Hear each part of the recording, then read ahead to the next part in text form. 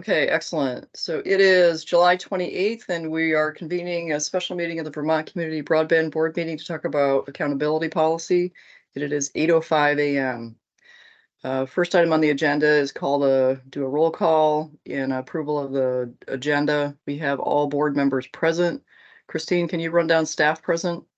Yeah, we've got Tony Clitheroe, Rob Fish, Heron Herzog, Alyssa, Lucy, and Chance. Did I miss anybody? Chance Payette is our new administrative assistant. Okay, we will meet everybody soon. Yep. We'll do a formal meet and greet at hopefully the next meeting. Approval of agenda. I'd like to make some changes to the agenda, some minor, just organizational changes. The parking lot, item 5, I'd like to move before executive session so we can exit executive session immediately and not come back into the public session. So the parking lot will be before executive session. I'd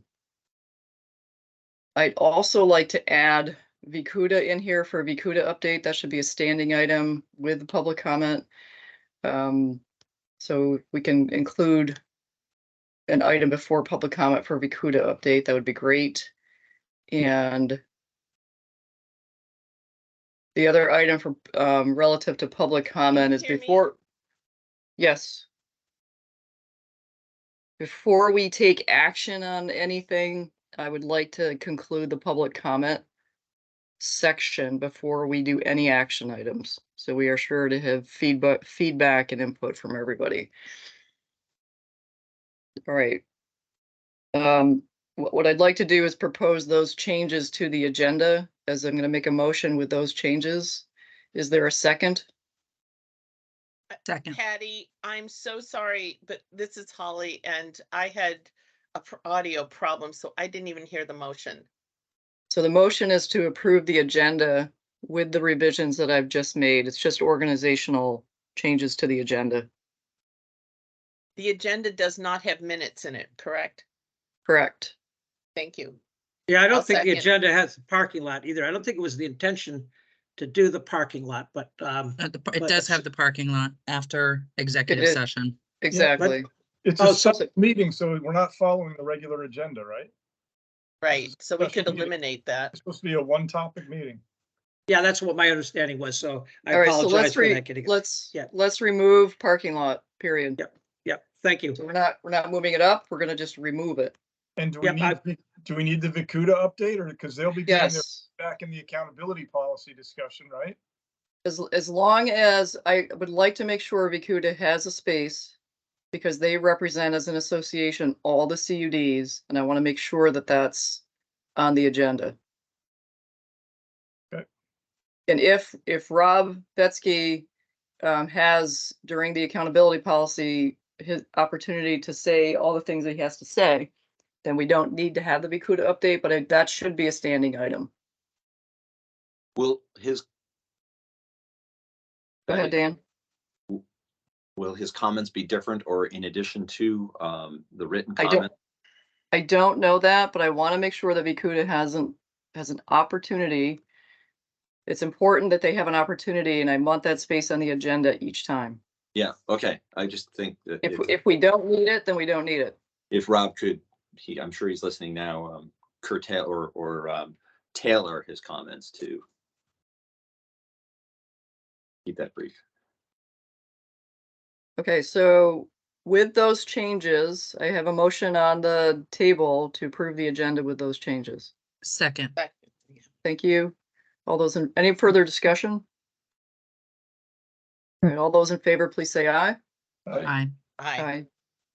Any opposed? The ayes carry. All right, first item on our agenda is accountability policy. This is the purpose of the meeting, and we will dive into this. I understand that Tony did a summary matrix. I unfortunately was tied up with Town of Underhill business all yesterday evening until 8:30, so I have not had a chance to review that matrix. Holly? Tony did a great job of taking, I don't know how broadly it's been shared with others, but she went through and took the policy and then extracted comments on each policy in the table. And it's a very useful guide if you want to Mhm. access it, Patty, for walking through the specifics of the policy. It does not incorporate the general commentary that some organizations had. And Okay. Patty, I have a little comment that I would like to make at the outset, if you could tolerate it. Okay, floor is yours, Holly. We'll see if we can tolerate it. Okay. I just wanted to thank all the respondents for very energized participation. Um, uh, it's unfortunate that we have to make policy at this speed, including the board's 24 hours to review your comments. But you'll note that we submitted this policy and the initial discussion as a draft. And we are trying to set up a process by which we can create policy in an orderly way. I also wanted to comment on the notion that some of the commercial ISPs had, that we were inserting ourselves into a regulatory process regulating broadband. And I want to identify the parallel between the NTIA's use of the Department of Commerce uniform guidance, which they are applying in the BEAD grants, and the impact of that guidance is not being seen as regulatory in nature. They recognize it as contractual in nature in order to acquire BEAD grants. They specifically create liens in that guidance. They just happen to be 20-year liens for the purpose of protecting the public interest in the grant purchased networks and real estate that are impacted in their program. And I urge people to look at the Federal Register for July 5th. The NTIA asked for comments. There's only 7 comments that have been filed. The comment period ends a week from today. And there was a lot of commentary about how we need to encourage people to participate in this, but we also need in the grant program, but we also need to protect the public interest. In this scenario, the lien process was used, and it's the most commented on policy, to avoid the need for the state to take over the operations of networks. Operating networks is not a great state function, was the thought of the committee. And so trying to identify means to preserve public interest was truly the nature of a compromise and a way to address this required policymaking issue. Thanks, Patty, very much. Thank you, Holly. What I would like to propose that we do to go through the public comments. Presumably we've all read the comments that have been submitted in writing, but I would like to give each entity that submitted an opportunity to summarize their comments so we can hear from them verbally. And at the end of the list, and the board packet has listed from B to I, from Vicuda to Lamoille Fiber, a list of entities. What I'd like to do is use that order to go through the comments, because that's how they are listed in our packet. And at the end of this, I would like to open it up if there are any additional comments. And I would encourage all entities to, be concise as much as possible. Refer to your written statements that you've submitted. And that way we have room for everybody to give their summary of their positions. Is that acceptable to our group, Laura? Yeah, do you want us to ask questions or just receive the information from folks as they're providing it to us? Let's keep it open, but let's try to keep it concise because we need to leave space and room for everybody. Okay.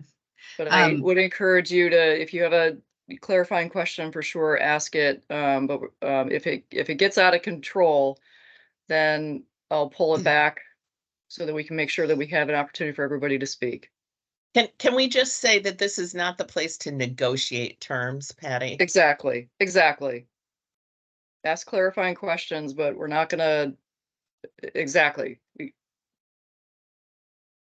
Not the space to debate and get it in, and as you said. So does that work for everybody? it does. All right. Hearing no objections and seeing nods, let's start out and kick it off with Vikuda. And Tony, first of all, but before I do that, Tony, thank you very much for the matrix. I do have the matrix Yes. open. I haven't had a chance to review it because, like I said, I was at a select board meeting until 8:30 last night, and but honestly, my brain's fried right now. So that's very helpful. And like I said, I would like people to refer to their written comments as much as possible. It's because that way that's in the record. But if there's anything that you want to highlight each entity, and I really appreciate everybody's feedback and comments, written comments has been very helpful to review. And then let's start it and kick it off with Vikuda with Rob. Great. Well, good morning and thank you. Ellie and I are going to split this up, Patty, based on prior conversation. And so I just want to say welcome. And, as we were putting together a couple slides to summarize our comments to you, I was using a template from something else, and it says Vikuda exists to unite the interests of Vermont's growing municipal internet networks, devising ways to share resources and voicing CUD consensus on critical policy issues. And I think it's useful to say that we are not there yet as 10 CUDs in a united response on every one of these items or consensus about how to move forward on some of the critical policy issues.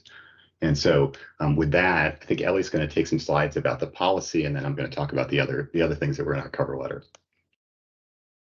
Okay, thank you, Robin. Just to jump off that comment you just made, I think it is important to understand that Vikuda will voice comments that are the consensus amongst our members, at least the members who show up and contribute to the discussions.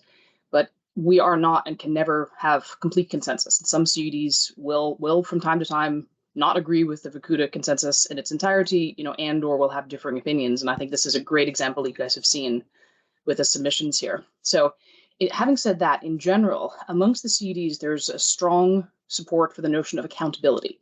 I don't think that there's a single CUD that doesn't agree that accountability is important. And really the nuance, the difference is how we actually get at that. What does it look like? And so, yeah. And then I think also it's clear that more conversation, listening, and thoughtful analysis will be required to guide the implementation of objectives. So Holly, you made this point up front, and I think it's a great point. Next slide, Rob. So on the process, it is very true that we are at our best when we bring our best minds together and take the time to think through complicated items like this together. So I've had the pleasure of participating in multiple discussions, not just about this policy, but about other policies and other subjects. And we have a lot of great minds amongst the CUDs and with the Vikuda staff as well. And so I think that it's a really important point that when we're doing this work, which is fundamentally important. I mean, this is really a once in a lifetime opportunity to invest in Vermont's broadband infrastructure.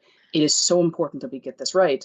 And part of getting this right is making sure that all the voices that have good experience and good thoughts are included and considered. So just a general comment. So obviously lean in on the community focus of our broadband efforts. Vermont Community Broadband Board, CUDs or municipal entities, we all know this. So just reiterating that point. And then, of course, it's very important for the board to be clear on what outcomes it desires, because you guys have said before, and it's very true, the board members will have varying desires and capacities to get into the details. And so it's important that the board together be very clear on the guidelines and the objectives and what is trying to be achieved. And then if different board members have the space and desire to work in subcommittees and the details, wonderful, great. But it's just important to make sure that the board itself is clear in terms of what it is that you're trying to achieve. And then also the enforcement process and authority is an important piece as well, because if there's a policy that becomes where the enforcement is not clear and well understood, then that's very challenging long term, right? If you have a policy that actually becomes unenforceable after, for example, you get out of the grant performance period, the money's been spent, these are very important considerations. Next slide. So just a couple of comments overall. There were a couple of cases where the language, and again, appreciate that this is a draft, but there were cases where the draft language was imprecise. Different people interpreted this different ways. And so obviously, as we get to final policy, it's important to make sure that is ironed out. Also, the role of the CDs in assuring public accountability. So the policy as drafted was really essentially a top-down policy. And our view is that the accountability should be considered more of a framework where there's some elements that are top-down, that are contractual part of the grants. There's some elements that are actually bottoms-up, because Act 71 and Act 79 explicitly give certain elements of accountability to the CUDs. And so we should recognize that in the framework. And the framework should also understand how the CDs themselves are held accountable for the accountability that sits within their purview, if that makes sense. So looking at it comprehensively as more of a matrix, which is bottoms up, top down, and how do we all keep ourselves accountable short term and long term. And yes, controls versus control is really just emphasizing the statement I made earlier, that it's very important that we understand that we set up, rather than being prescriptive about how to do things, we're clear with what we're trying to do, what outcome is desired, and how we're going to monitor and enforce that outcome, right? Rather than being prescriptive, because one size doesn't fit all between CUDs and within the state. There are lots of local differences that we'll get into. Holly, you've got a question or comment. I appreciate these comments as a general nature, but the imprecise language, it would have been very helpful if you could have identified those. It would have helped move the ball forward. Can you provide those instances where interpretations differed? Because otherwise it just becomes a process in extracting a long deliberation process for these policies. And as you know, many of these are must-haves. I think that's a great point, Holly. I think that probably when you guys review the matrix later would be a good place to get into that. And I think that that's a great feedback for our future submissions, that if there's areas of just uncertainty and lack of clarity, we can call those out more clearly. Okay. Okay, and then the final point before I move on to Rob is that the implied accountability ideas are not timely, and which isn't to say that they're not important, but first of all, a certain amount of grant funding has already been dispersed, number one, and number two, the really key point we want to make here is that we all need to keep our eyes on the BEAD train, which is coming. And with that, I will hand over to Rob. Great, and I just one follow-up, which is a good transition as well.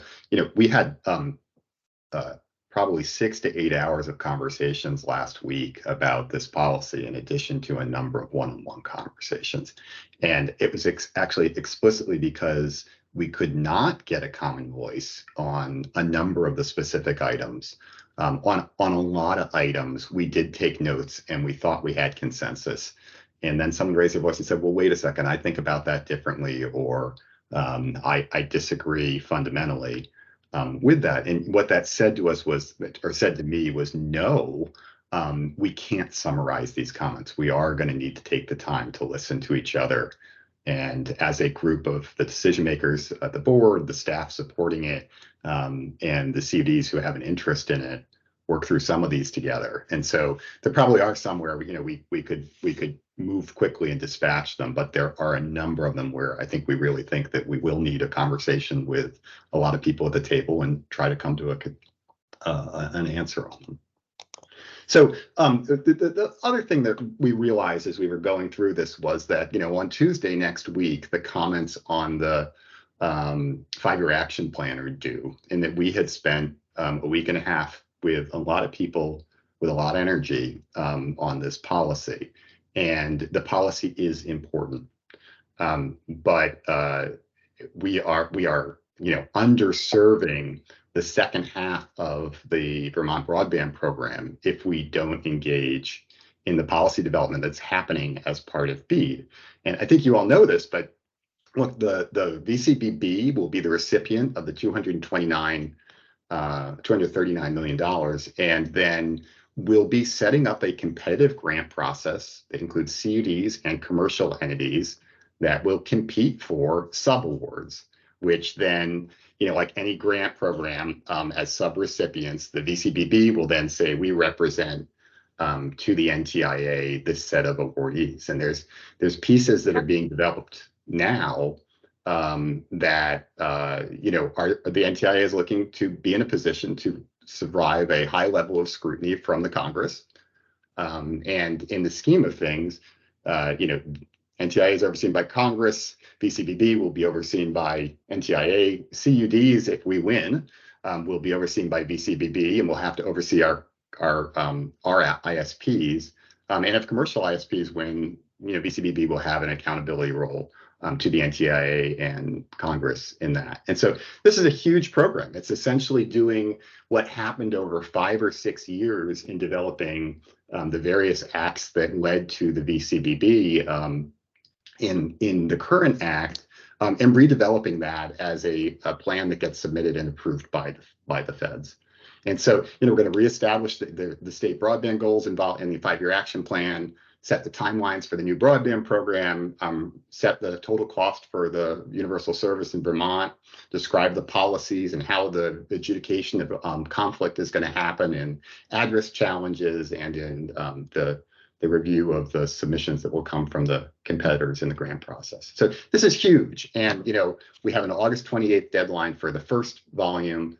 And then we have, the second volume, which is actually even more interesting, defines how the competitive process will play out, how the VCBB will solicit and score proposals, how, the board will select and defend those awards, and describe all the strategy and policy and accountability things related to that.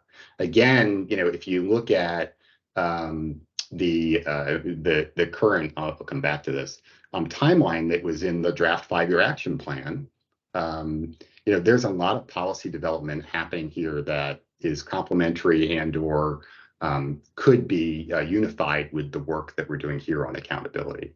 So, Rob, yeah. So isn't it interesting that we're, as a board, trying to develop policy? You, as a collection of grant recipients, are trying to help develop BEAD policy, and we need to review, understand, and assimilate the policies that you're trying to do by August 28th. There isn't much communication integrating the board's understanding of BEAD policy to date. And so while I really appreciate the immensity, like us on the board, you're largely volunteers. And so it's just a shocking level of work, although we have a paid staff to do that work. So I think one of the problems here is that we haven't trusted one another to actually allocate and delegate resources. We're trying to do everything all at once. And I just would love to hear your comments, because when you talk about the CUDs not being able to come to a consensus, there may never be a consensus. And in the meantime, when everybody has to weigh in on everything, ultimately, this is a board policy and a board decision. How do we get to the point of being able to make a process that gets policies passed without making it town meeting? It's a great question. So I think I agree with 95% of what you said, Holly. I actually may agree with 100% of it. But there was a lot there. So listen, I think what we're trying to point out here is that we agree with you that what you're doing with the accountability policies is important. We think that that we are probably by accident, we have gotten focused on this accountability policy at a time where there are larger issues at play, and that we do have limited energy, and we need to use it across all of these programs, not just the one that came forward. And there are places where we need to engage with the staff in working groups on these policies, so that you can hear how the municipalities have built their accountability practices, how they've negotiated contracts, and so that we can create language that accommodates great work that's happened and recognizes work that hasn't. I think, fundamentally, we're talking about needing to, I agree with you about trusting. I think the issue is we need some clearer process and leadership to emerge around how we're going to do policy. I think that the issue here is these are complicated issues. There is no way to do them quickly. So maybe we missed getting started early enough. And that seems to be true with BEAD. There's been an enormous amount of input that the board has collected. I think we could have put in 2 close to 40-page documents as commentary.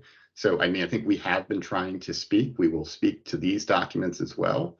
But the ability to absorb them and communicate them and structure the conversation, I agree, is something we need to do better at.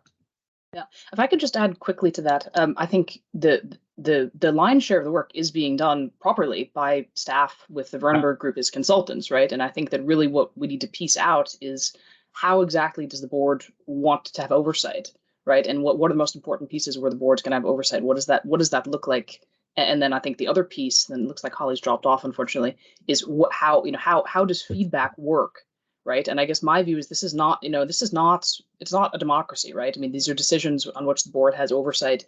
CUDs, Vacuda, we don't get to say how this works. This is not our policy. This is not our, these are not our submissions, right? These are the VCUB submissions. So we as Vacuda can offer commentary, CUDs can offer commentary, and ultimately the synthesis of those comments and recommendations and feedback and thoughts and suggestions needs to be taken, and a decision needs to be made, and no one's going to be entirely happy, right? But that's how this works. So I think just to clarify that piece, just because we all have a voice, and I feel strongly that not only should Vacuda submit commentaries, but individual CUDs, individual members of the public, town governments, regional planning commissions. If anyone wants to give commentary, they should be able to give commentary and have it heard. Does that mean you need to incorporate every single detail or try and make sure everyone's happy? No, but people need to have their voice.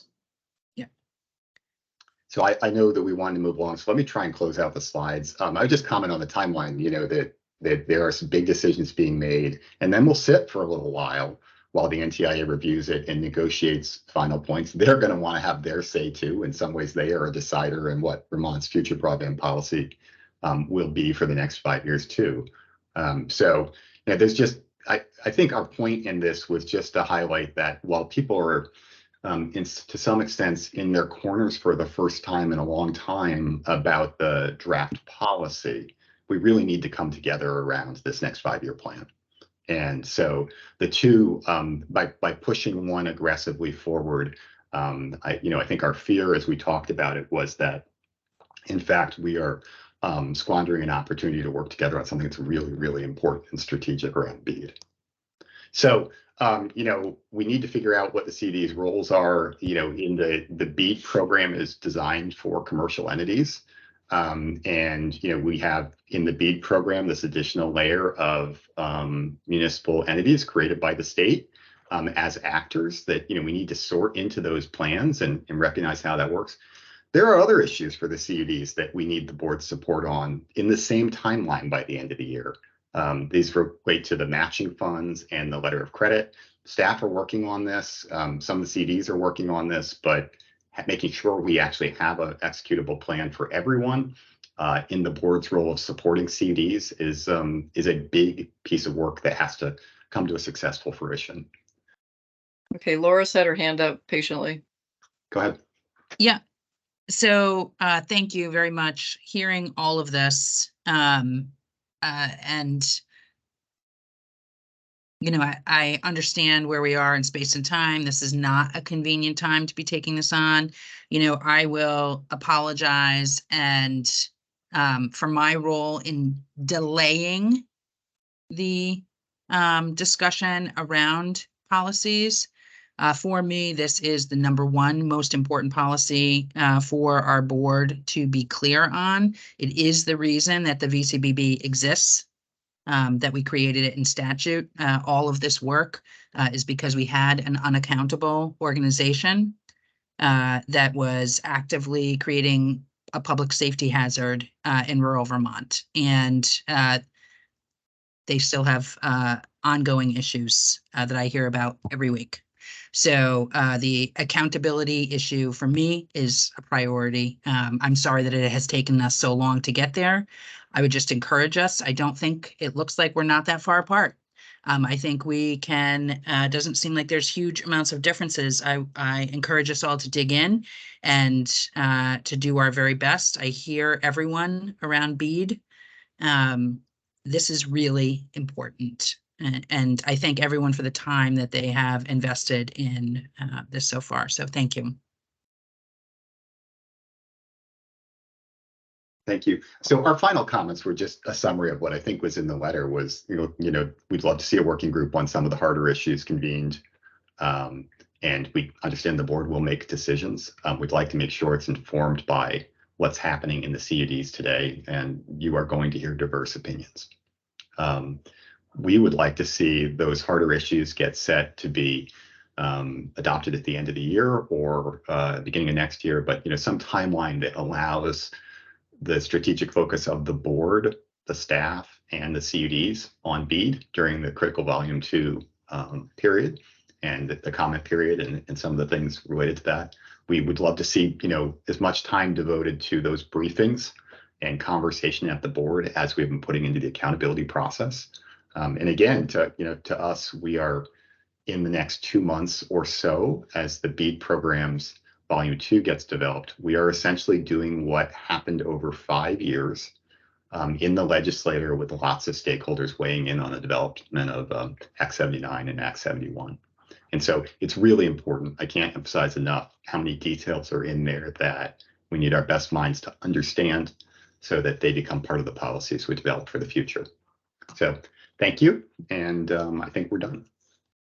Rob, a quick question for you on the BEAD Volume 2. In my conversations with you in the past few days, would you consider BEAD Volume 2 a policy setting mechanism? Is that where the meat and potatoes relative to BEAD and our policies are focused? I would say it this way. So Act 71 set accountability standards and gave the board a charge that you all are following. The feds have defined their own framework for how states are going to administer the federal dollars over the next 5 years. And there are places where I think as each of us that have spent time on it, and staff certainly have spent a lot of time on this and thought through this, there are places where it is different significantly than Act 71. And so to the extent that you guys are going to be accountable to administer that program, I do think that the differential between what's in Act 71 and what's in BEAD and what we submit as a state for how BEAD should be executed and the NTIA approves sets up the accountability framework for you as the administrators of that program over the next 5 years. And kind of like it's actually similar to what's going on with what we're doing at the local level now for these accountability policies in terms of your role in the federal program. And I just think if we get into the details, there's going to be some conflict from the way we currently think about things and the way that program operates. Resolvable conflicts. I think the staff has some good ideas. We haven't heard all of them. We've heard a few here and there. I'm not sure which ones are going to actually end up in the draft until we get there. But there are big issues there in terms of state policy and federal policy and how they are going to align. Okay, thank you very much. All right, we're moving a little past. We have got 22 minutes for Vikuda's update, and I just want to make sure we're timely to give everybody enough space. So I'm going to time folks for 15 minutes. To make sure we have time to get through all the comments. Is there any other questions of Rob and Vikuda? Thank you, Rob and Ellie. All right, hearing none, let's move to consolidated communications. Good morning. I will not need the 15 minutes you've allotted. My name is Sarah Davis, and I'm the Vice President of Government Affairs with Consolidated Communications. Let me say, first of all, I apologize. We did not realize we would have an opportunity this morning, so we have nothing like the great presentation that Vakuda just submitted. But I will summarize our comments, and I will do it fairly efficiently. CCI has done more than any other entity in the state to expand fiber access to the people of Vermont. CCI is about to finish its first CUD in the next 3 months, a mere 16 months after signing a contract with that CUD. Consolidated has 2 applications that it's looking to submit to this board. Consolidated has worked with its CUD partners on those terms of the contracts with their CUD partners. Their CUDs have demanded accountability and have done so in the provisions of their contract. And they are, in some cases, even more stringent than what has been put forth in this accountability policy, but they are in every case different. Consolidated believes that the board should assist the CUDs in having their accountability and not demand their own policies, which may not line up with the desires of the CUDs. Consolidated hopes that the VCBB accepts our applications, that they continue to work on this accountability policy with input from the CUDs, and that they review our applications in the light of the accountability that they provide and assist us to getting 2 more CUDs finished with fiber broadband. Specifically, Consolidated's biggest issues with the policies are around the liens on the property. We don't know all the specifics of how that works, but it does raise some concerns. We're putting in a significant amount of money with these applications, and to do that and then risk the VCBB somehow having the lien on that property is something that will not work. Additionally, mandating a design. Consolidated's design meets all industry standards. It exceeds them in many accounts. It provides service at the level that the VCBB is seeking service. And frankly, we think that's all that matters. Your own particular design, because of the way you want it done, could cost more, could create an issue where there's more money than is available to get these networks built. We do have individual issues with other pieces of the policy, but those are our main concerns. We ask that the VCBB take our applications, that they move forward with them as they work through this policy or whatever their final accounts will be, and not stop anything based on this. Thank you very much, and I will entertain any questions. Thank you, Sarah. Holly had her hand up first, and then we'll move to Laura. Good morning, Sarah, and thank Good you for your morning. comments. I can appreciate how difficult it is for Consolidated to be operating in this environment. On the other hand, I'm wondering whether Consolidated plans to apply for any BEAD grant funding. Any BEAD funding? Yes, Yes. Consolidated expects to be a major player in the BEAD program, and we are working Yes. on our planning and modeling right now. So I commend to you the lien provisions in the NTIA's grant rules, and alert you to the fact that there will be a parallel paradigm there. I also wanted to know whether Consolidated believes that when it takes public money, it has an obligation to perform in the public interest. Absolutely. And it's with that we have negotiated with our CUDs. They are demanding, provisions that indicate that we will perform, that we will build what we say we're going to build, that we'll do it on time, and that we'll meet the standards. And it's just different. But operationally, is there a promise in your contracts? Yes. Operationally. There are performance standards written into the contract. Yes. Okay, so we'll have to look at those. The third question I have is really around ownership.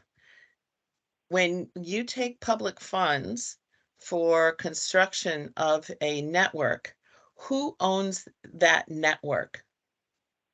So with respect to the public funds, the CUD owns the portions it funds and Consolidated owns the portions it funds.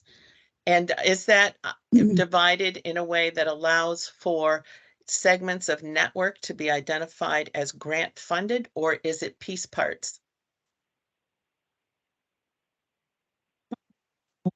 Built to the locations that are unserved and funded by the public money are identified as CUD assets. The portions that are built for, say, an RDOF commitment that Consolidated has or otherwise is funded through our private investment is indicated as Consolidated. So that's great. So that means that there are segments of the network that your CUD partners own, and That's right. that really we're addressing these accountability standards to those segments. And if it is exactly that limited, Consolidated becomes less concerned. It's just not completely clear in the document, or maybe I misunderstand, but we were not clear on all the pieces there.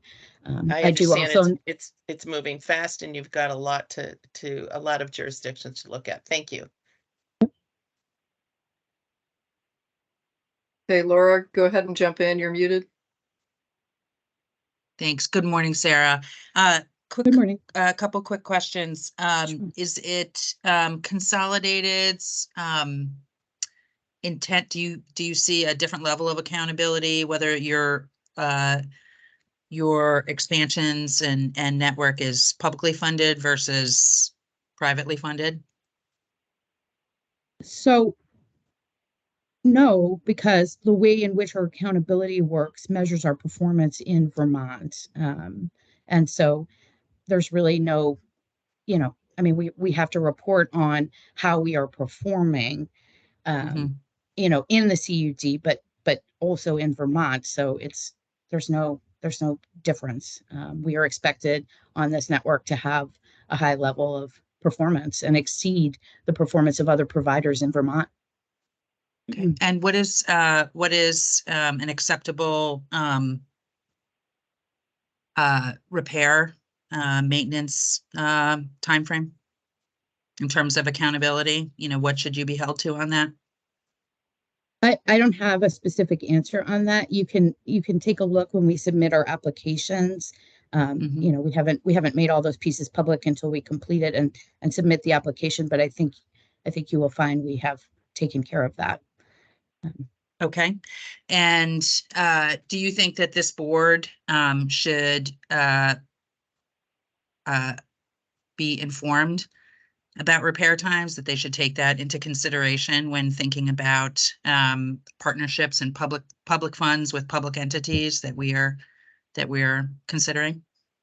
Sure. I mean, Consolidated takes no issue with all, us and all CUDs reporting on timeframes. We have no issue with that. And if we have CUDs coming to the table with partners who have ongoing poor track records for repair and maintenance, how would you see the board addressing that through our accountability policies? If Consolidated, I'll speak for us because I don't feel comfortable speaking for anybody else, but Consolidated believes that if it is performing in a manner that is below what other providers in Vermont are performing at, that is certainly warrants a conversation and warrants some enforceability on that. Consolidated is performing well above what all other providers in Vermont are, it believes, by any public metric we can measure. So. Okay. Does 2 weeks seem like a reasonable time for people to be down in rural Vermont? If there's a major flood, possibly. Depends exactly what's going on. Natural disasters can cause significant issues. And also, I think you're confusing two issues, right? I could give you a dissertation on the copper networks and voice and how competition was introduced. The competition was not held to the same standard, and Consolidated has tried to keep up a network that frankly has less demand than ever because of the competitive nature and is only, anyway, I will not dwell on that, but I think you may be confusing copper voice troubles with performance on, new fiber infrastructure. I'll just offer you one comment, which is, well, actually, I'll ask you a question. So is it acceptable then for that on copper networks and fiber networks? Does it matter? The 2-week period of time? I think they're very different. Yes. I think the obligations, I think what you're held to, I think how you're allowed to build, ISPs can build where they want. Regulated telephone utilities are forced to have a network everywhere. Thank you very much. And I Thank you. will, just for the record, I will note that, in fact, I'm not confused. Thank you for your time this morning. Thank you. Go ahead, Dan. Thank you, Sarah. You've got some experience with the fiber that you've installed thus far, and sounds like you're on a really good path to closing up those first segments. Now that you've had a storm and that fiber infrastructure is out there, and I think there's probably, the notion of infant mortality. Can you compare a little bit to the performance of this fiber infrastructure with some of the severity of storms that we've seen, and in some cases, maybe 60-year-old copper infrastructure that is, well, I just stopped there. The age of that copper infrastructure and its capabilities. Can you contrast those, please? Yeah. So our fiber network has, I won't say uniformly because there was a severe flood that did create some issues somewhere, but frankly, stayed up, most of the time of the flooding. Our fiber network is not significantly impacted by water. I mean, obviously, if it's underwater, that's another thing, but by normal size storms, as opposed to the copper network, copper does not survive well in storms and water. And the age of the copper can certainly play an impact on that. But our fiber infrastructure has performed very well. It's a brand new network. It's built to the highest quality standards. It's staying up, and we're making sure customers are up and having service. So I think only one more question then. The infrastructure that you're intending to build with the grant funds, is that fiber infrastructure or is that copper infrastructure? All of the infrastructure that we are building with the grant funds is a full fiber to the prem network, built 2 gig capable. Our initial product launch is up to 2 gigs. It is scalable to 10 gigs, so far exceeding any standards by the VCBB. Okay, so it sounds like the expectation and experience delivery of service far exceeds anything that could ever be achieved with copper. Does that Yes. sound fair? Yes. Okay. Yes. You. And, we fully own the fact that, the performance of DSL and the performance on a copper network that frankly was in the ground is not perfect, right? And that's why we have converted our entire corporate strategy to the placement of all new fiber. If there was infinite money, it would be everywhere. The reason the VCBB exists is because unfortunately there is a gap in what can be achieved, through private sector investment and the rural nature of this state in particular. All Excellent. northern New England states, really, but certainly Vermont too. Thanks, Patty. I'm just going to jump in really quick. Let's do Brian first, then Laura will come back. Mhm. Laura, if you want to go ahead. I'll Yeah, I just want to Okay. respond to Sarah's comment about why the VCBB exists. As a legislator who wrote the legislation that created the VCBB, I want to assure you that the VCBB exists because of the failure to hold accountable and build out to the last mile, largely by our legacy telephone provider that would be consolidated. And that is a large reason why the VCBB exists today. Thanks. Sure. And I should have said why there are large amounts of public funding available for infrastructure and broadband agencies across the country, not specific charge of the VCBB. My apologies, Yes. and thanks for clarifying, Laura. Sure, absolutely. And I would agree with you on that. Sarah, thanks for being here this morning. Just real quick. So you said earlier, you guys are going to close out Southern Vermont shortly. That project, it seems based on the metrics anyway, to have gone well and gone quickly. What do you attribute that 2? Well, like what's the magic sauce that allowed you to get through that in that time frame? Sure. So, largely we have 2 years of heavy expansion. We have expanded to over 400,000 locations in our northern New England footprint in just 2 years. So through that heavy expansion, we've learned a lot of things. We've gotten more efficient. We are also lucky in that because of our existing copper infrastructure on poles, we largely have to just lash over our existing strand. So that obviously accelerates build out as opposed to having to wait to create more space on the pole because we have, from our build out previously, we have space allocated to us on that pole that we can just lash. So that's made it go a lot faster. So largely just our work. We have contractors, we have fiber contracts, right? We have fiber providers that produce entire lines of fiber just for us so that we can build that and have the material in stock whenever we need it. Those are all, the reasons that we're able to move very quickly. Thank you. You're welcome. All right, any other questions of Sarah?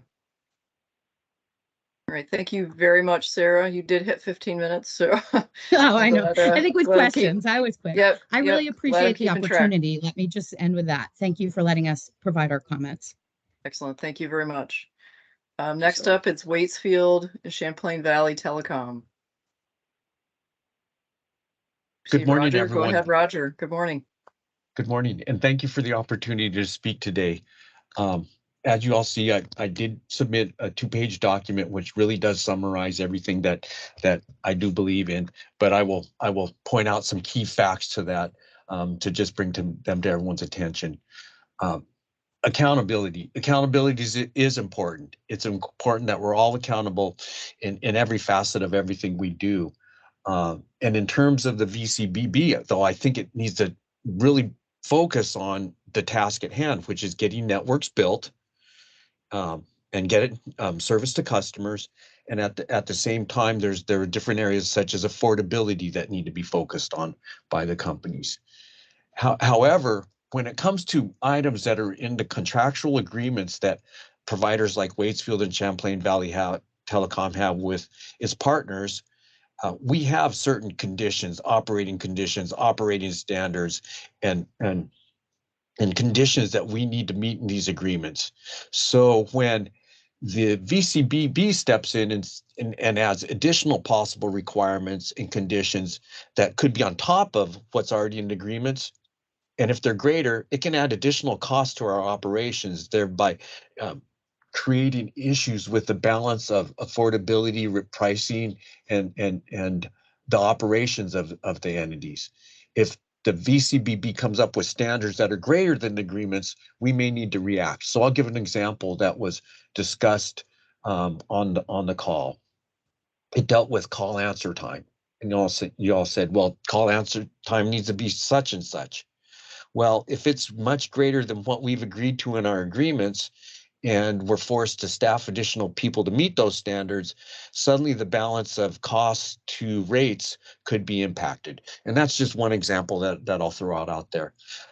Ultimately, in terms of accountability, we're ultimately responsible and accountable to our customers.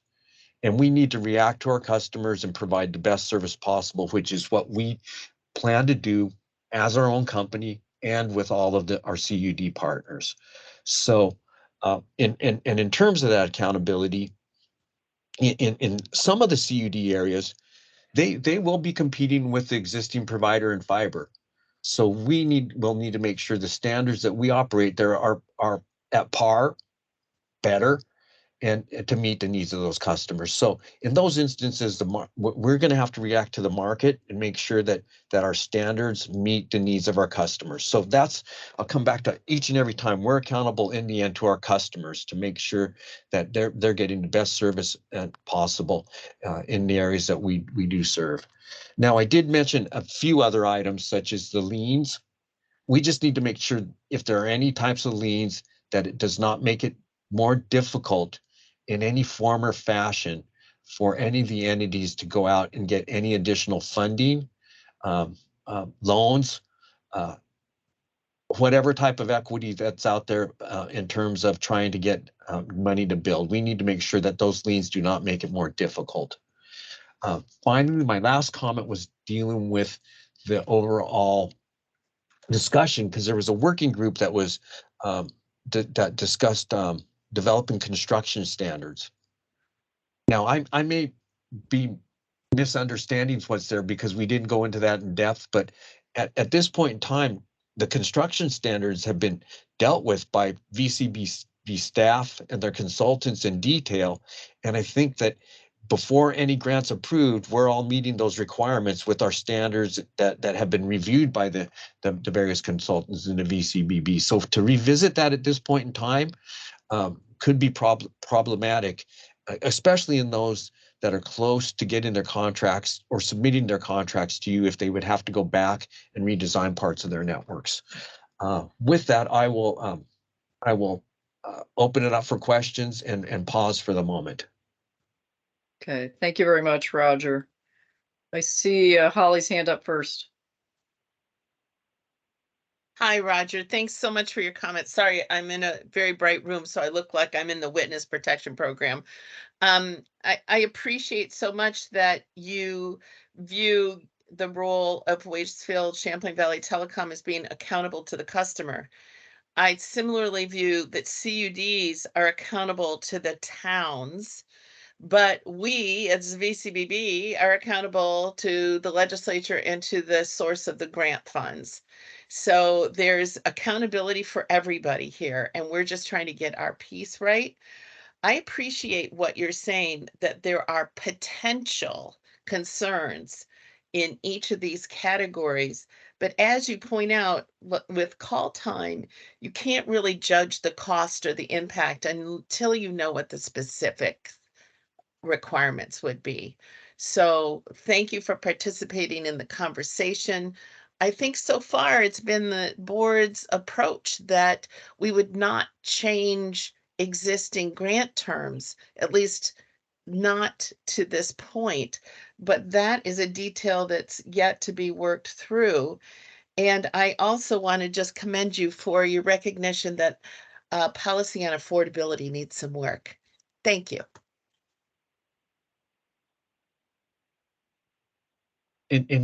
Ma'am, one just to add to what you said, one thing that I do think needs to be taken into consideration is everything being equitable. So in some of the grants now, if they're done, and they are done, I don't suggest going back and having anyone change them.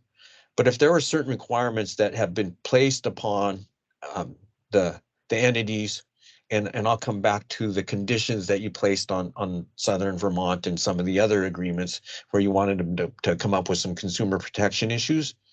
I do believe that if there's discussion going forward amongst the VCBB as to what the standards should be within the industry, that they should be no less than what has been agreed to in some of those agreements, and to make it equitable amongst all parties. Thank you. You're looking for uniformity. Yes. My experience is that business runs best with predictability, or as much predictability as possible. You wouldn't disagree, I assume. All right, any other questions of Roger? Okay, hearing none, seeing none. Thank you very much, Roger. Well done. Thank you for your time. Have a good day, everyone. Thank you. Next up is Southern Vermont, CUD. Hi, it's Eric Hatch, Chair of Southern Vermont CUD. All right. I just want to start by saying I think it's pretty evident that everyone agrees that the process needs to be accountable and transparent. And I don't think any CUD in any of their negotiations should be questioned otherwise. That's why we are all driven by the mission to provide our neighbors and communities with universal fiber.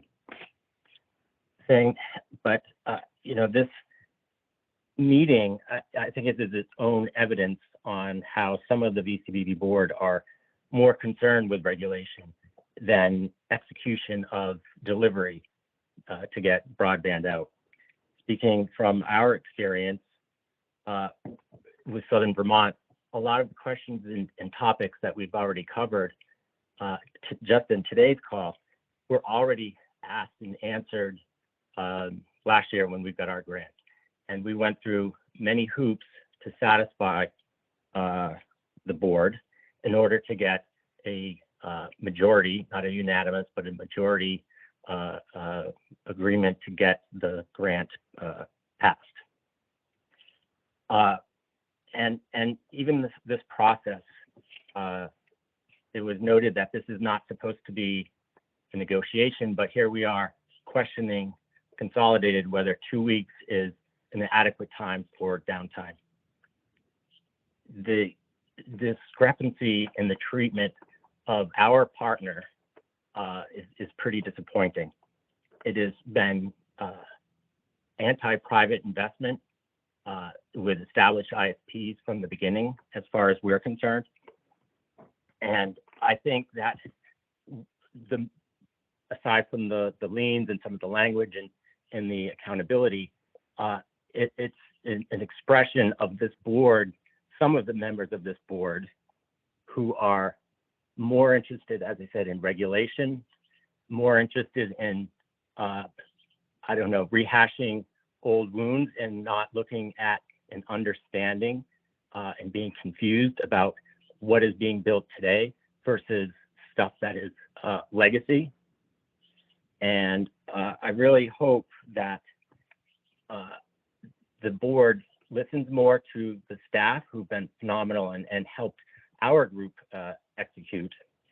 And the proof is in the pudding. Southern Vermont, thanks to Consolidated, we will be finished with 99% of our universal coverage plan by the end of this year. And with the provisions just in this accountability proposal, it is going to scare off other private investment. Public-private investment is what gets stuff done today. Whether we like it or not, that's how it's going to get done. And to the point on why VCBB is around, I'll also add that it's there because the state could not solve the rural broadband problem. And that's why they created the CUD, which is a fantastic a model and approach. So that trust was given to the CUDs, and that really needs to be respected and believed in. So not to micromanage and try to regulate the internet through these grant processes. The other thing I want to address is the legacy platforms. Again, beating up on Consolidated because of their legacy copper networks does confuse the issue. It's an entirely different beast. And to try and fight last year's wars with new technology is never a good strategy. And again, the proof is in the pudding. We have demonstrated and documented in the past year the reliability and performance standards of Consolidated, not only in Vermont, but in New Hampshire.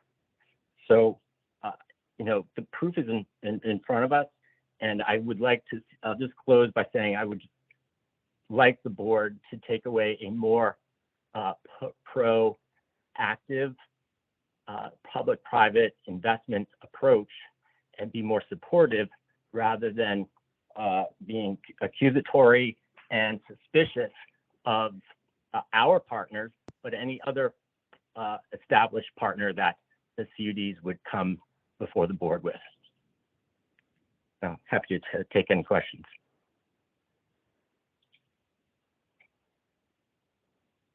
Okay, thank you very much, Eric. Holly's up first. Eric, your comments are cogent, and I do appreciate them. My concern really comes from the idea of being accountable to the public. You know, accountability to the public that CCI talks about is really effective when you have choice, because then the consumer can, if they're unhappy, they can go someplace else. But Vermont is not a great environment for duplicative services. And so I look to not to whether I'm thrilled for you that the network construction process has been so effective. That's just marvelous. What I really will need to study up on, and maybe can call you directly, is what your recourse is once the funds are spent and you're needing greater service performance from your partner. How can you actually affect that? And maybe it's my fault. Maybe I need to look at the operating standards that are in the contracts between consolidated and CUDs and understand it. But most CUDs will not have the wherewithal to litigate performance issues. And I actually never bought into the idea that just disclosure of performance issues is inducement to make alternative business decisions. So that's where I'm at. And I just wanted to thank you for your comments. Thanks, Holly. We went through this process when we got the grant last year, and I would just refer you to the grant agreement and the attachments that we put in there. And I would also state that no CUD, whether it's Southern Vermont litigating against Consolidated or any other CUD litigating against a small provider, no one has that money, no one wants to do that. And that's where trust in the CUD to do the best thing for its Vermont residents and its district residents. And those are the folks who we're most happy for, because they now have it. And you know, if we didn't go with Consolidated, we would still be in the planning phase. We are now in the phase where we're shifting to business as usual, doing reporting on our standard performances that we have agreed with Consolidated to do the reporting, to have the accountability, have the access for our district consumers if they have problems. And so that's been, it's very transparent and accountable. So why we're so far into the process and these basic questions are being asked, I think just speaks to the fact that we should be focusing on execution and not how to figure out how the best way to keep the CUD process regulated.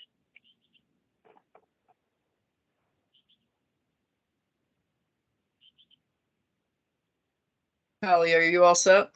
Oh, yeah, sorry. Okay. I'm limiting questions to board members. I see Jonathan has his hand up, but we're at this point taking questions just from board members. Any other questions from the board? All right, thank you very much, Eric. We appreciate your comments. We're going to move now to EC Fiber.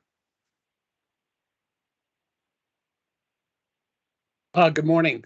Thank you very much for the opportunity to talk with you today. So we've submitted written comments. I'm not going to reiterate those. I wanted to talk more about, to just affirm that written policies are a good thing. And, you know, we support that. But I really do think that you ought to consider whether, if the policy enforcement is all around contracts, if they're really policies. I would think that more they're management guidelines, because you are going to be entering into contracts with many different businesses, many different governmental units over the course of the next several years. And you want to have solid guidelines, because in some cases, you're going to have to waive a certain provision, or you're going to have to adopt, you know, an alternative. So if you have a policy, it's carved in stone. If you have a guideline, you have all the flexibility you need to meet your responsibilities. Guidelines should be simple and clear.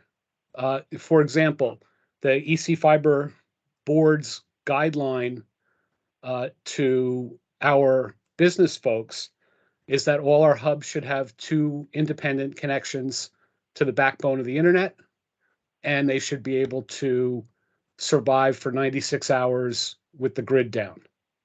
And that the backup power supply should be under our primary control. That's a simple guideline. Is that true for all of our hubs right now? No. Is the staff working towards making that true? Yes, because they know they have that guideline to follow. So the state has given the Vermont Community Broadband Board a goal of building out fiber everywhere. So the map here with the blue lines, that's where we have fiber in the state now, or at least that's where we had fiber in the state this time last year. And the blue lines are the fiber. And your goal is to get the blue lines everywhere. Why? Because we know that fixed wireless access doesn't work in the state of Vermont because of topography, because of foliage. We tried that, and everybody made a great positive effort to do that back in 09, 10. And yeah, maybe a few towers were sited, with more commercial interest and service interest in mind. But at the end of the day, it was a good idea. It just proved that it wasn't going to work. Okay, so now we know that we need to build out. We know we need to build out wired access, and that fiber is clearly the future. And that's the basic guideline you've been given by the legislature, no matter how you want to read the details of the legislation. Now you've got 3 pots. You have 3 pots of money you're working with. You're working with the ARPA money, which is pretty flexible. You're working with the BEAD money, which is essentially boils down to a line extension program, unfortunately. And you've got municipal revenue bonds. And at the end of the day, there are going to be overbuilds, and you are going to get competition in the denser areas. There's nothing wrong with that. That's a positive. Your mission, as far as the CUDs are concerned, is to get them to a point where, like EC Fiber, they are a sustainable business that can readily go to the municipal revenue bond market and get whatever money they need to build their network. Once they're 25% built and they're a going concern, not going to be a problem. Anyway, I would encourage you all to think guidelines and to really hear what Vikuda is saying about taking the time between now and the beginning of next year to get those simple, clear guidelines in place. And thank you very much. Thank you very much, FX. Are there any questions of EC Fiber?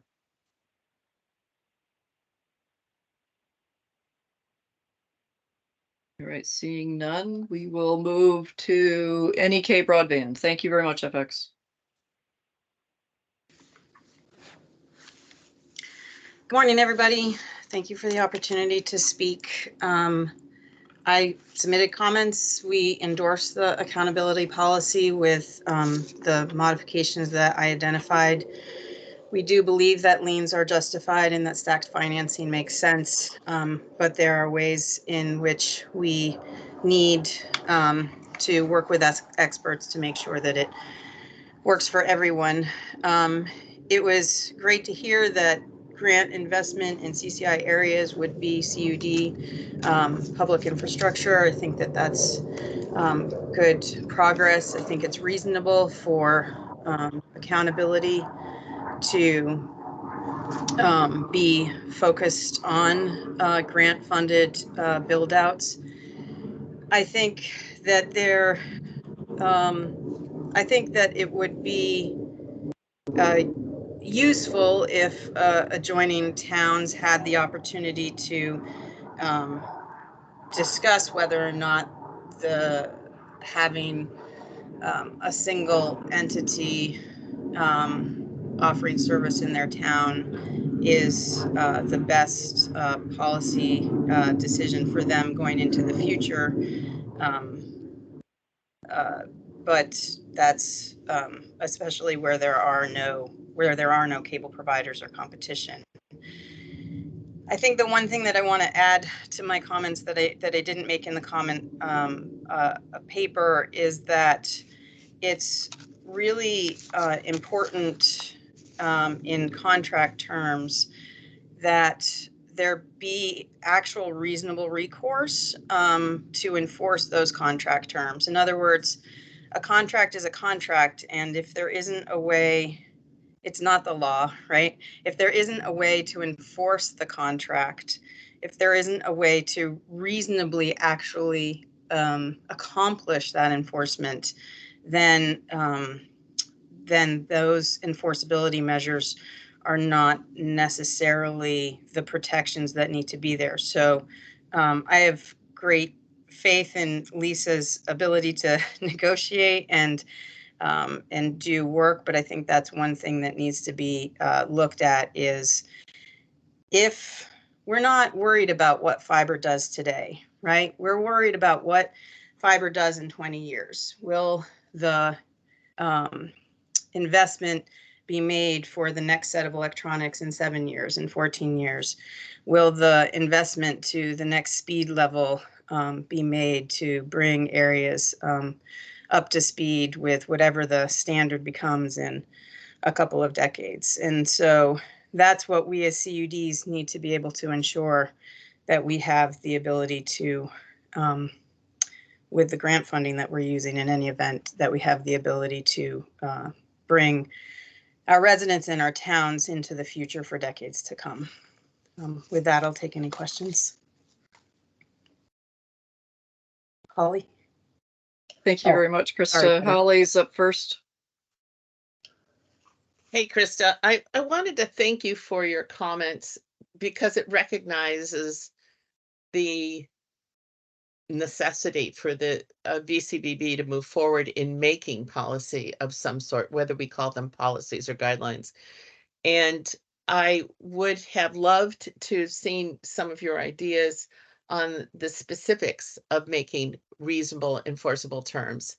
To that extent, probably the subcommittee structure works best in having those conversations, but to the extent that you can supplement your comments, that would be very useful. Your comments are rife, however, with the importance of autonomy. And, you know, to those who are given responsibility, much is required. So I'm looking to find acknowledgement that autonomy is great within the realm of decisions that are left to you to have the autonomy you seek, but within the grant structure, there's got to be some standards. And so this is just, this has really never been about the VCBB wanting to make specs for systems. This is really about trying to meet legislative obligations. So curbing that autonomy within a sphere, understanding accountability of CUDs to their residents and towns. Those are all scopes that you can help with. Thank you. Thanks, Holly. May I respond, Patty? Yes, go ahead. Yep. Yeah, I absolutely agree that there is a structure and need to be associated with the grant contracts and the use of the grants. The autonomy language that I used is based on there is a degree to which we can accomplish all of the goals that I think that have been set out in a way that ensures that there is not a risk of future malfeasance, whether intentional or unintentional, on the part of 10 years from now or 5 years from now, staff or or even board as to whether or not, as to making financial decisions on something that they're looking at from the outside within a couple of hours. So it isn't that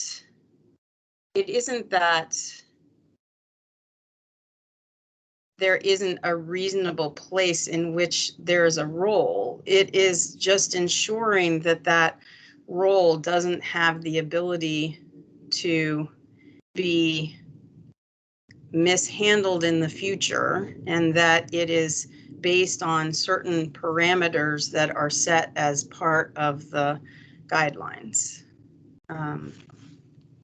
So I commend to you the NTIA comment request on the guidelines of the Department of Commerce in the Federal Register. Okay. Just you'll want to look at that. Yeah, you bet. Thank you. Okay, anything else of Krista? Any other questions, comments? Or board members? All right, thank you very much, Krista. We will now move to Otter Creek. Hello. Thank you, of course, for this discussion. And I won't try to reiterate all of the elements that have already been discussed and are maybe more coming. The gist of my letter was really to ask that the board consider just continuing to move forward with reviewing grants. There was a proposal that there would be a hold. So that said, I just want to say, yes, accountability is really important. Otter Creek has been working hard with our proposed partner.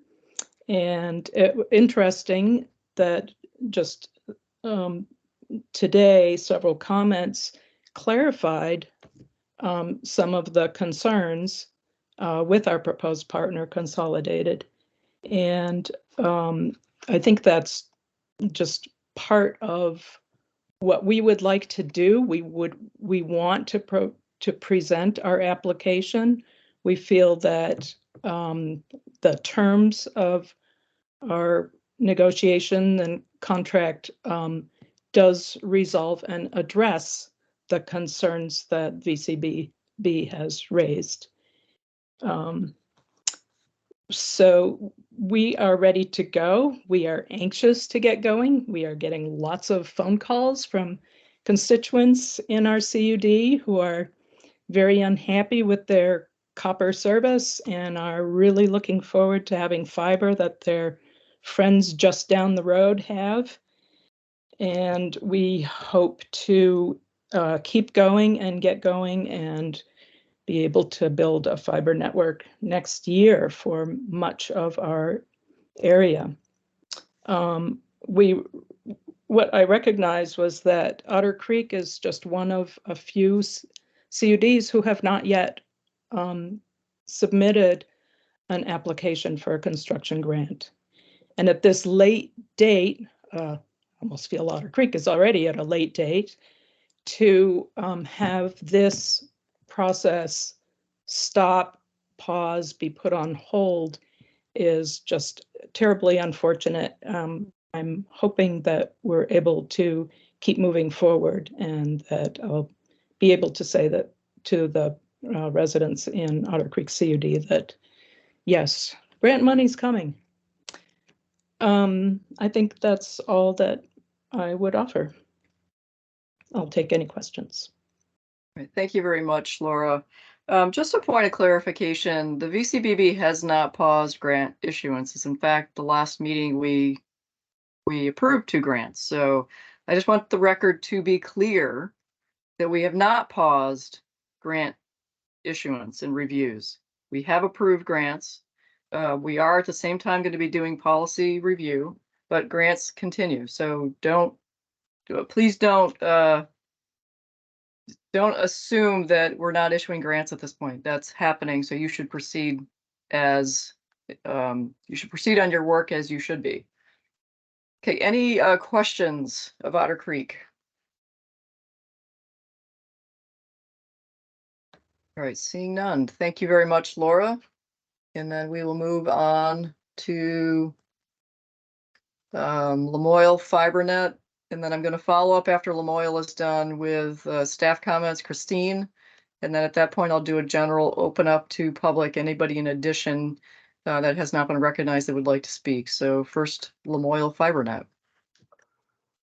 Hi, I'm Lisa Birmingham. I'm with Lamoille FiberNet, and several of my board members are also here today listening to this. Thank you for the opportunity to comment. I won't duplicate what others have said. I would just like to emphasize that, one, we're very excited to be submitting our application next week, and hope that you see that we have taken our role as a municipality and a CUD very seriously in ensuring that our constituents get what they need over the long term, not just the short term, and that we have done our best to address accountability issues and affordability issues in our application. I would just emphasize that, as my comments or our comments suggested, we really felt, Lamoille did, that it was our responsibility and our role to establish the long-term operating performance conditions for our partners. That the ARPA construction grants and the accountability to build on time and all addresses to implement the universal service plans was one element, but the second element of our role was also the long-term accountability. So we do that through contract. And so we look forward to sharing with you what that looks like. And I hope my board members will pipe up if they need to, but we've worked long and hard to get to this point. So like I said, we're excited to share with you how we've addressed these issues next in our application. Happy to take questions. Thank you very much, Lisa. And I noted in your comments that you request the continuation of reviewing construction grants. And I just want to reiterate that is taking place. So don't hold up anything. Please continue your great work. Well, that's why I said we're going to file next week. So yeah. Excellent. Thank you. Thank you. I just want the record to be crystal clear on that in case anybody thinks we've stopped. We have not stopped. So continue your great work. Thank you. Any other comments, questions from the board? All right, seeing and hearing none. Christine. Yeah, thank you. We just have a few short comments. First of all, I'll say personally, I'm very proud of the board, how you've handled this accountability policy. As you said, Patty, nothing has stopped. You have a special meeting. There have been really no delays in the application process. And I also want to give kudos to Lisa for the negotiations. We have been involved with the discussions, and I think she's done a pretty outstanding job of negotiating with her partner in terms of meeting some of the standards that the board has set. So I like, I think a good summary from staff, and we talked about this before the meeting, is, it goes with what CUD presented. I like the term controls with an S versus control. We have to ensure the controls are in place. So when the encouragement we've given to the CUDs is when you present your application, refer to the proposed board policies and how you're addressing those. And so I think that's, when those applications come forward in the next board meeting, that's when you will see that connection to the work that you've been doing. So again, thank you for your work. Naturally, there was some dust ups that occurred after the last meeting, but we reached out and you've delivered exactly as I was hoping you would. So thank you. Thank you very much, Christine. So let's do a general open to anybody who has not been heard yet. Is there anybody that would like to issue public comment at this time?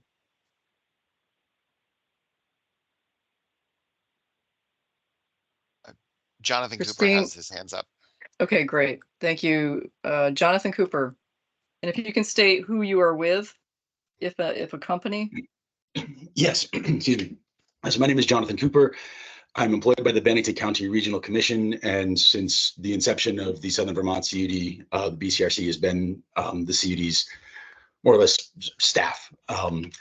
So the comment that I just wanted to add at the end of Eric Hatch's commentary had to do specifically with one of the elements in the proposed accountability policies. I believe that it was around Section 7, including multiple service providers.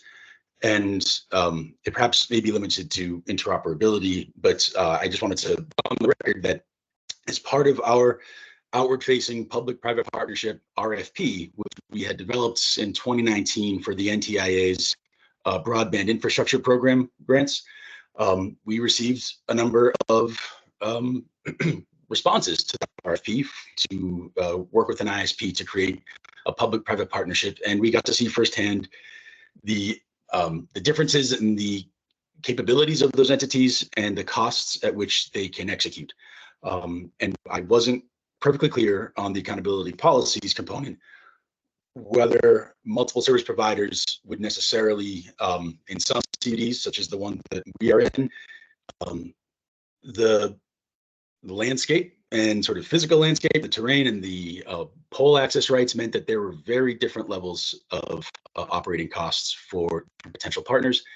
And in terms of the accountability that we sort of felt both to municipalities and the individuals in those municipalities who populate our board and who live within the region or the district, as well as to the state of Vermont and the federal government to make the best use of funds, that's in our instance, the solution seemed natural and so was verified by our comments and our ongoing conversations with third-party consultants, both in the creation of our feasibility study and in some conversations.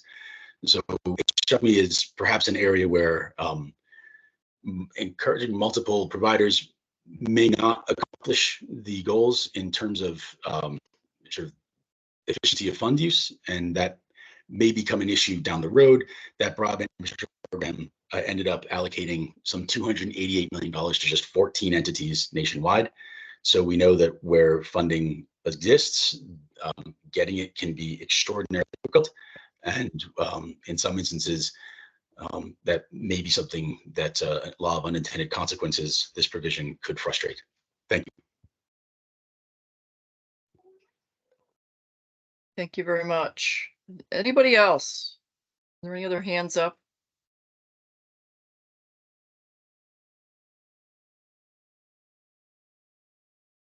Yes, Jane Campbell just raised her hand as well. Okay, Jane Campbell, you have the floor.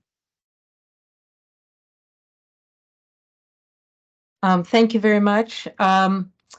I guess my comments are sort of general. And Jane, can you just note who you are with? I'm sorry, if any, I'm Jane if anyone? Campbell. I'm on the board of Lamoille FiberNet. And my comments are fairly general. I just, as you make these policies, and I don't want to echo what everybody else says, we're all for accountability, et cetera. As you make these or any policies, please keep in mind that in my mind, one of the reasons that we have CUDs is because that way the CUD knows what's needed in their particular region. And I would just ask you to make sure you're not tying the hands of the CUDs too much. You know, if you can say, here's the goal, and be aware there are many different ways that the CUDs might meet that goal. Just allow them that flexibility, and please don't go in the direction of sort of one size fits all. That's it. I also, you know, I've tuned into a number of your board meetings, and my gosh, you all put in a lot of work, and we all appreciate that. I think I'm echoing others on that. Happy to answer questions, but really I will probably refer them to Lisa, who knows more than I do. I just wanted to add that one comment. Thanks. Thank you, Jane. There's a lot of people putting in a lot of work on this, not just us. CUDs have Herculean effort in front of them as well. Anybody else? I want to give plenty of time for people to comment. Anybody who would like to issue comments, and certainly if you're not comfortable or you don't have your thoughts together, you can always write in comments after the fact. You know, obviously sooner is better so that we can consider. Holly, your hand was up, and then I'm going to go to Paul Fix. So Holly first. You're muted, Holly. I just wanted to point out, Patty, that we have a technical consultant. I think they're called CTC, and we have not heard from them on these policy matters. They either might be consulted in the policies generally or in the subcommittees where specifics are discussed. But we should not have consultants engaged in the grant making process that aren't also heard from in the policymaking process. Just to note that. And I also wanted to point out that there's been mention of wireless since I worked for the Vermont Telecom Authority some decades ago in another life, I just wanted to mention that wireless didn't work in Vermont, not because wireless doesn't work, but because wireless providers were not capable of really providing the kind of performance that we sought to get for the state of Vermont. And so because BEAD is inclusive of wireless, I would urge the VCBB not to assume that our policy is never wireless. Thanks. Thank you, Holly. Paul Fix.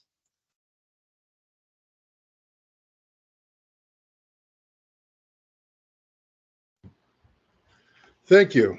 I am the chair of Northeast Kingdom Broadband, and I appreciate the chance to make comments here. I'd like to, first of all, reiterate Krista's earlier comments when it comes to our future support of networks that we're building in the Northeast Kingdom. I think we can't at this point, either amongst ourselves, any board of CUDs, board of VCUDA, board of VCBB, or the federal government, anticipate what this environment might look like 10, 20, 40 years from now.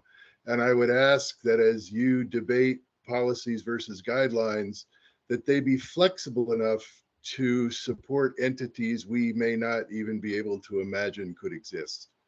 And I just put that out there because I think it needs thought as we put things in place.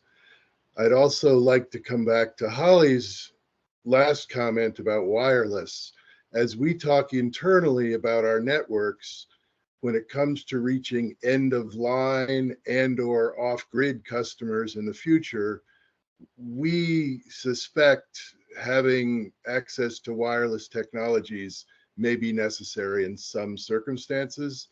We don't at the present time have any specific needs, but I think wireless needs to be in our arsenal to attack the problem we're focused on.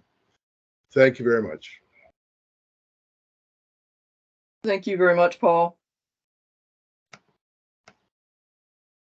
Okay, anyone else? Any other hands up?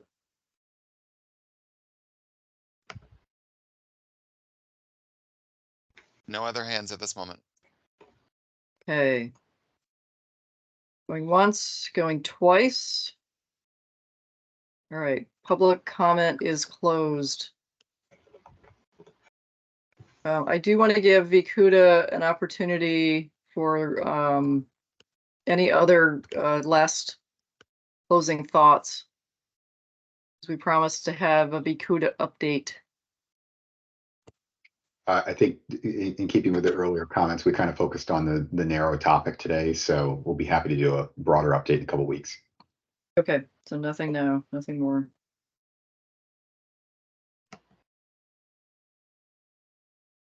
Okay, what I'd like to do now is have some board discussion about our next steps. What I would like to propose, I really appreciate all the feedback that we received in writing. It was great to read through everything and digest and think about it. It was a great opportunity to listen to people today, to hear it verbally versus in writing. So both formats work for different people. I appreciated both. What I would like to propose that we do based on, what we've heard today and after reading comments from yesterday, is that we do move to some capacity of a working group to sort through the policy structures that we have on the table. As the board of the Vermont Community Broadband Fund, and our responsibility and our due diligence to legislative requirements, we do have to take some actions in terms of policy. What those policies look like, obviously, we have tons of flexibility around. But I do think it makes sense to create a working group to sort through this. The table that Tony put together, I have not read the entire table, but it certainly follows the structure of what Holly and Laura built upon. And to me, it makes sense to walk through that with a working capacity versus, doing it in a public process with Bikuda, going through the table and trying to sort through where we can agree on things that are not like completely off the table for different players, and try to work through that table and put some structure around it. And my thinking is it's a combination of a couple board members, VCBB staff, Christine and others, Bikuda, and any CUDs that have the capability and time to participate. And I want to throw that out as a concept that we move to a working group structure. Holly? So Patty, won't come as a surprise to you that I support a working group structure. You did in our last meeting identify several sub-working groups that had specific expertise or detail to deal with. For example, Dan offered to comment on architecture and interoperability, open architecture rather, and interoperability. I think that this is also a great way to recognize that, everybody doesn't want the ship to stop while we figure this out. Well, there's only one way to do that then. We're being a little bit punished because we didn't stop and make policy at the outset. Instead, we gave out funds. So we can't stop here, and we need to bifurcate our approach and perhaps even set a board working group for BEAD policy as well. And then these two groups could look at overlaps and inconsistencies. Thanks very much for your approach. Thank you, Holly. That's a good point. Board working group for BEAD. Brian? Working group works great for me, Patty. So the only comment I would have is, in many of the comments, there was direct reference to language in the statute and making a point that either the statute language did or did not support some position in the accountability policies that the board was proposing. Some of them seemed very black and white to me, but I don't, I'm not an attorney. I would love, I don't know if Tony's the right person to do it, but just where possible, having someone validate the truth or untruth of the claims of whether the language supports or does not support whatever the issue is, just so that I don't want to be debating stuff that is, kind of black and white in the statute. I want someone to educate me on what it is, because I don't have the eyes to interpret that. But I think it's a pretty black and white exercise, and I'm sure there'll be plenty of gray area in there where we'll probably have to have some discussion. But where possible, if we can just nail down whether those assertions were accurate or inaccurate, that would be great. Thank you, Brian, for that. Completely agree with that. And I had some thoughts around that as well. So that I appreciate you bringing that up at this point. Tony, does that make sense to you? Absolutely, not a problem. Okay. There are several references that folks were going to have their legal counsel look to see who had jurisdiction over X, Y, and Z. So any of those flags, if we can get some opinion on that from you, that would be awesome. Whether it's FCC, whether it's state law, do we have jurisdiction? Do we not have jurisdiction? All that stuff that was referenced. Certainly. It's important to point out that Tony did do an analysis of whether or not we could set out to make policy at the outset before we embarked on this exercise. So has that been shared with the CUD so they understand that basis? I think I have to look at the preamble that we proposed, but I believe it's there, and there are more and specific questions raised in the comments, but I'm just letting you know that this has not been an exercise in vain. Yeah, no, I understood. That makes good sense. Okay, Laura. Yeah, I hear Brian's point. Great point. And so legislative council cannot advise this board, but working with Tony, Tony could certainly speak to legislative council who drafted this to ask what was the intent of the legislature. And I would advise doing that. But we're past intent now. I mean, we've got language, and I want legal interpretation of language, and where it's clear and bright, awesome. Where it's gray area and there is interpretation, let's highlight that. But yeah, ship sailed on intent from my perspective. We're now operating with what we have. Oh, I don't agree. But I also don't think we're disagreeing. I mean, I don't agree that we're past the point on intent. If we're operating outside of the intent, that's problematic. But if it's gray area, that's open for us to work on. It's definitely our jurisdiction, or maybe it's not. So my recommendation was just that if there are things that seem really clear with the legislation, as some of these do, I mean, if there's any question around intent, you could reach out to legislative counsel who would know the intent.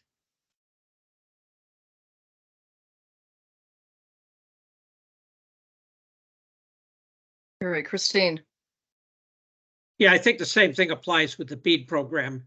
That and of course we're really happy to have Tony on board for that. But there are certain things that are going to be black and white in the BEAD program, as well as gray areas as well. And we'll take the advice of both Act 71 and BEAD. And we've previously hired an outside counsel to look at the conflicts. But I think Tony will put that in her list of responsibilities as well. Okay, so are there any other comments at this point? So I'm going to take the charge to organize. So at the last meeting, we identified all the subgroups and then we put that onto the parking lot. What I need to do is get that parking lot list, all the subgroups, and kick off for each, who's in lead of each subgroup, and then basically put into effect a timeline, or basically kick this off so that we start doing the work. So the VCBB and the subgroups start doing the work, and we get the working group process initiated. So I'm going to take that challenge on to organize this and send out what I understand our subgroups are in the next steps.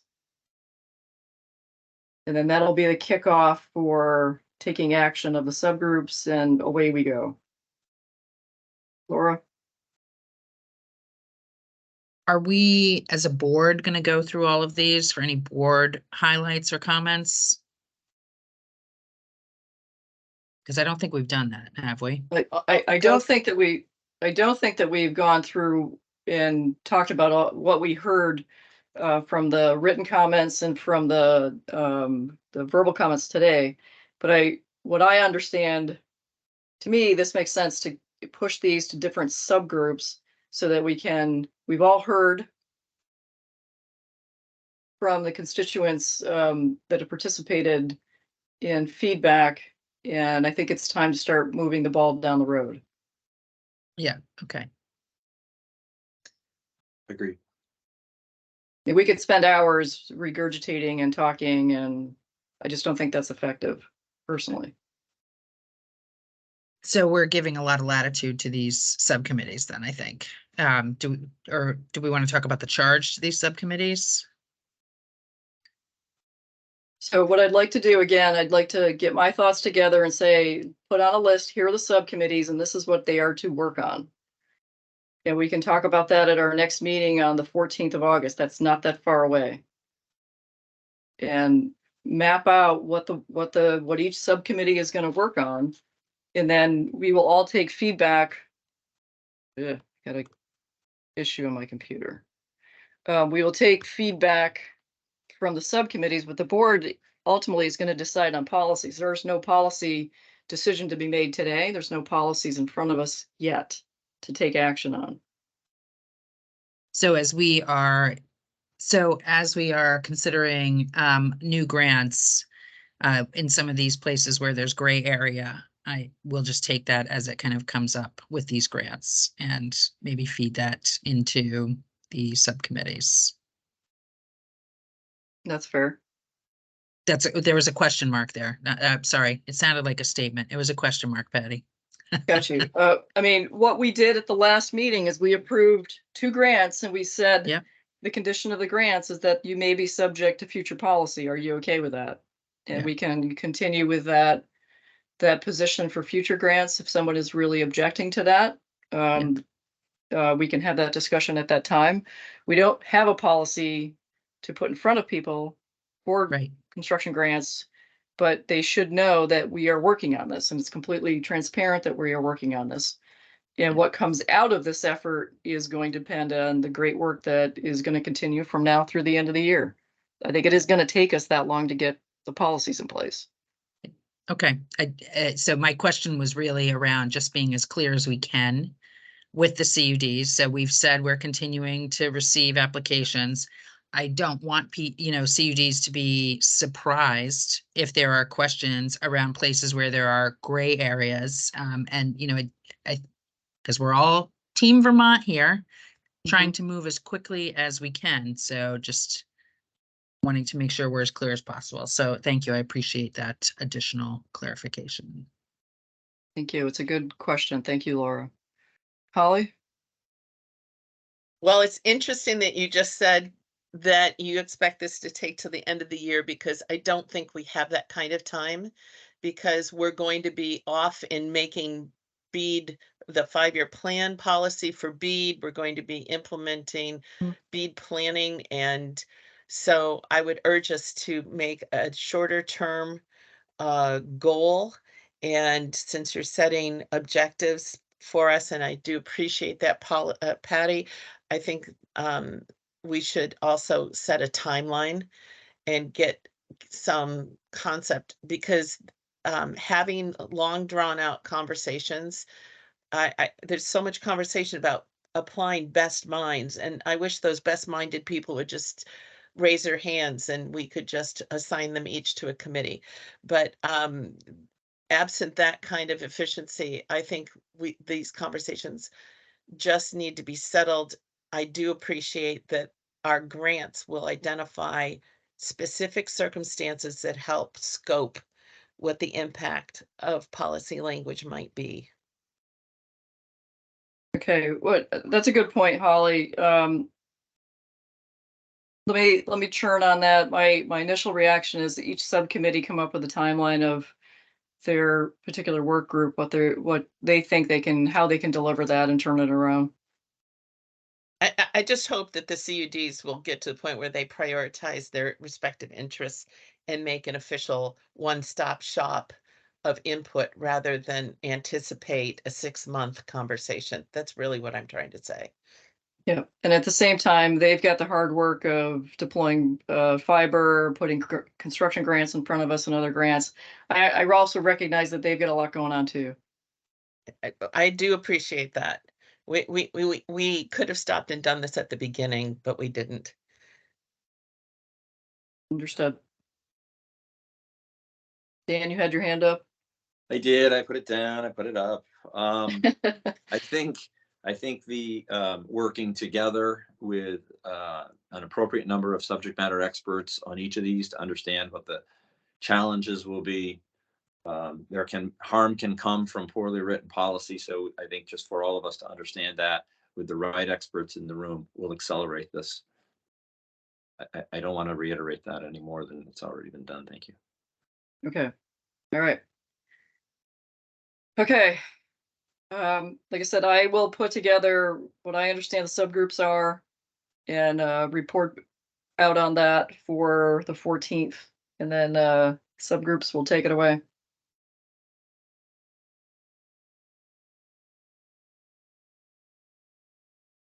Any Roger other further Nishi? comments? Roger Nishi has his hand up. Yes, I was wondering when the matrix is going to be shared with the public. This is the matrix that Tony put together. Yeah, it wasn't Yes. put in the board book. Tony, do you have any concerns about that being publicized? No, not at all. We can right. post it on the website so people All can right, get to Chris, it. Tony or Christine, if you can field that, that'd be great. Putting that up on the website. Got it. Excellent. Okay, anything else for the open session? We'll confirm our next meeting is August 14th from noon to 4. We'll be going over the subgroups, who's leading each subgroup, as well as other activities. All right, so for this part of the session, we are gonna, I'm gonna make a motion that we adjourn the public part of this VCBB meeting, and we're gonna move into executive session for personnel matters. At the close of the executive session, we will exit and not come back into public session. So I'm gonna take a motion to adjourn the public portion of this meeting. Is there a second? Second. Thank you. Any discussion? All those And in favor, I please. think it's just board members, correct, Patty? Just board members. Rob, can you chime in here? Are you able, that it's just us, or do you need to start us off and then you depart?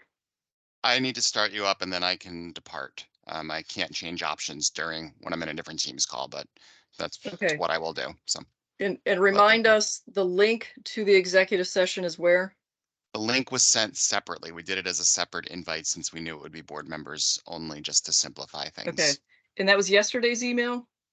It should be on your Outlook calendar. I can also just send another email with the exact link if that's helpful right now. Please do.